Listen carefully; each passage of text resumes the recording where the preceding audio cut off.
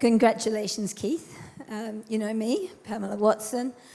I was in Nigeria a similar period to you and have now written my own memoir about my business activities. So I share many of your experiences. What I'm interested in is, I think like you, we share the passion for Nigeria and still are terribly optimistic.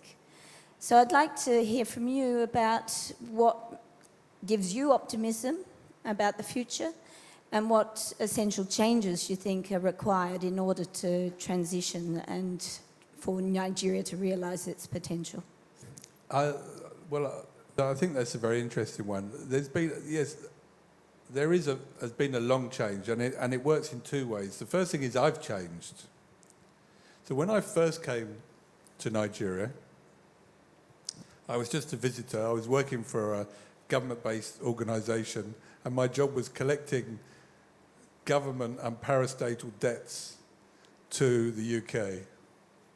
I hated it. And it's not surprising, right? I was stuck in a hired car and sent around the country, and I had to go to meet state accountant generals and, so I was not enjoying it. No one wanted to see me because I was come to collect money. It was only, I think, then later, when I joined Guinness, which was in 88, and then I would have come about 89, 90, something like that, for my first visits in Guinness. It was very different because it was a social thing, and I started meeting Nigerians in a much more social context. As I relaxed,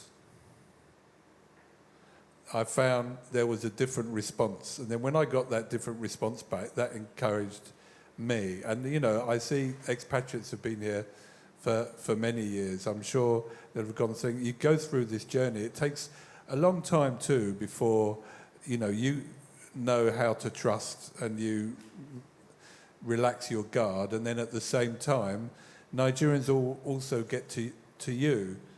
And, it does take a long time. But, there are expatriates here who I know are now welcoming Nigerians' homes, but it probably took many years before you get to, and as you gradually get that confidence, I think too...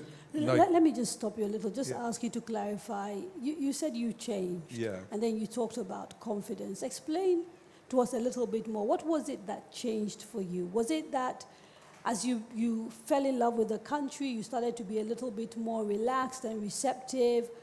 Was it a question of, and this might sound really awkward, but I'll say it anyway, did you come in with certain racist attitudes and did they change? What was it exactly that changed, that made you change?